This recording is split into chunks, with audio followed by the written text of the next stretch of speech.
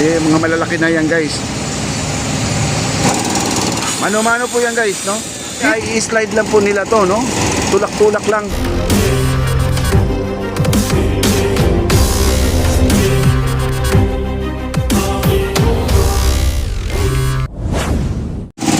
Kasi yung kanilang bako kasi yun ang dapat mag-aasikaso dito. Siya ang nagbubuhat, no? Dalawa na lang naman ang kanilang ilalatag at tatlo. Patapos na sila. Ang bako kasi nandun sa kabila, may ginagawa din, no? Ang ating crane naman, nandun din may ginagawa din ang ating crane. Dito lang muna sila at ginagawa nilang manual muna tong kanila pagbubuhat kasi madali lang na may sasalpak yan mga kaibigan. Ayan po, alapitan po natin. Ayan. Mano-mano po yan guys, no?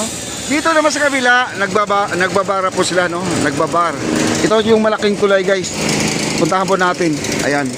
Hindi na po tayo magkakat sa ating video guys. Panoorin po natin to.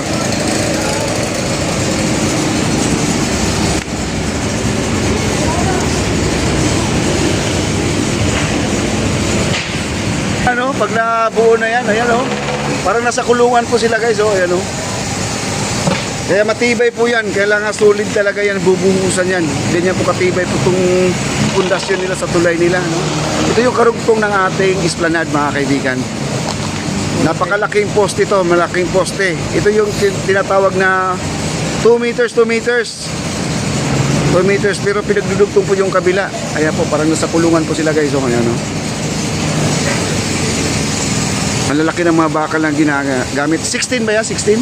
16. 20 at saka 16 na bakal ang ginamit.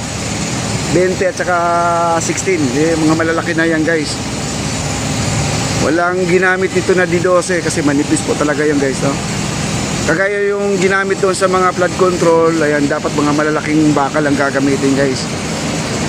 Para yung rumaragas sama yung tubig na malakas ay matibay po ang kanilang mga bakal, no? Ayan po, may araw na po dito guys, oh. Ayan.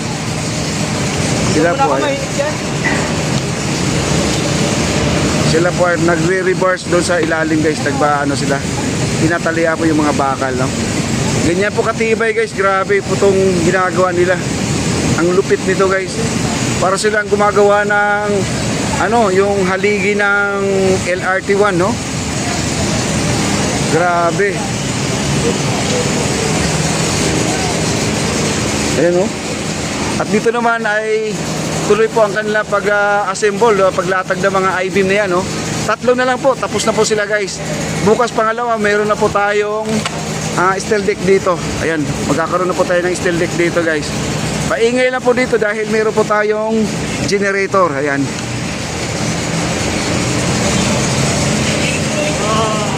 Ayan po, ginagawa na po yung ilalim ng ano, yung ilalim ng tulay guys.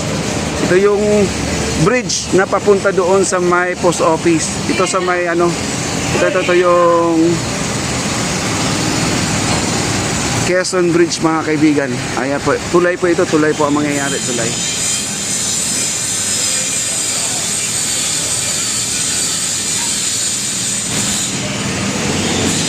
Ang laki pala nito, ha? Ang lapad. Grabe, no? Ayan, no?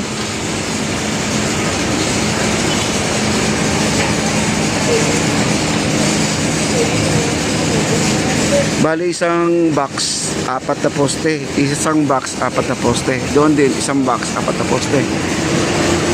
Tapos 2 dugtong pa to guys. 2 dugtong, kaya napakatibay po itong ginagawa nila. Ayan, no? Kaya diretso-diretso lang po tayo sa ating pag-update guys. Grabe. Baka mahina po ang signal natin guys. Pakisabi na, pakicheck na lang din, no? Kung medyo blurred ang ating video.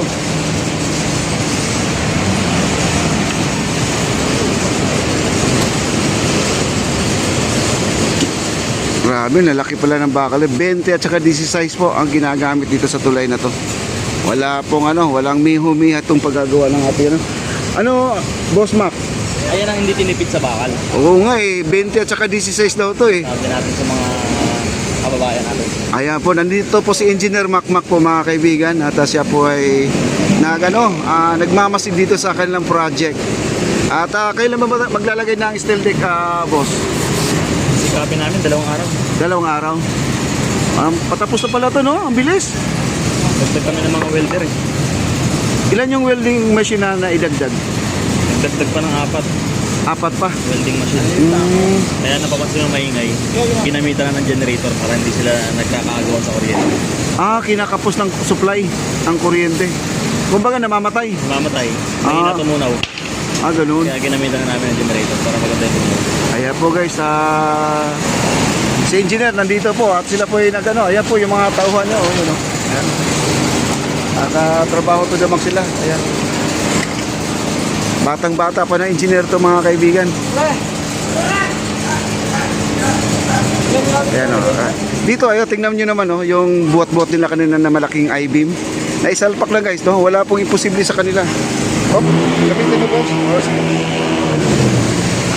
Grabe, ang galing naman talaga nito.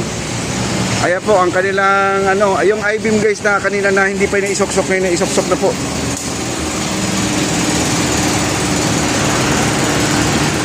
Ayan, naisok-sok na po nila guys. Ayan.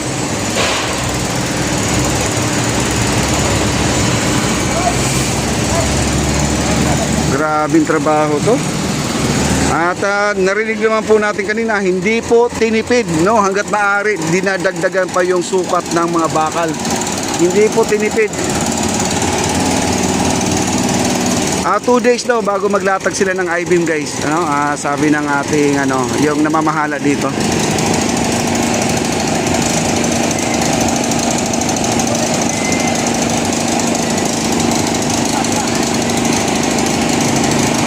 Ayan na po, isusuksok na po to isa. Kahit mano-mano na to guys, mabilis din sila talaga magtrabaho, At kita nyo naman, manual lang. Hindi sila gumagamit ng crane. Hindi sila gumagamit ng backhoe.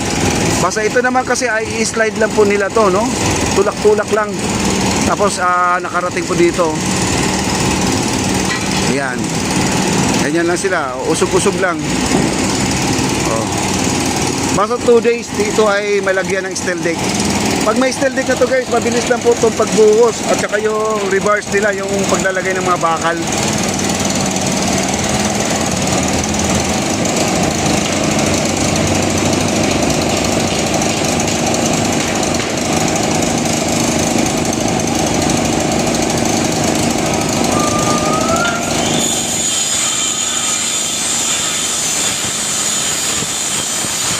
Kailangan po tama sa sukat kasi pag binababa po yan guys, hindi na po mapuputulan yan. Kailangan tama po sa sukat. Kasi pag nailatag po sa ilalim yan, mahirap po magputol.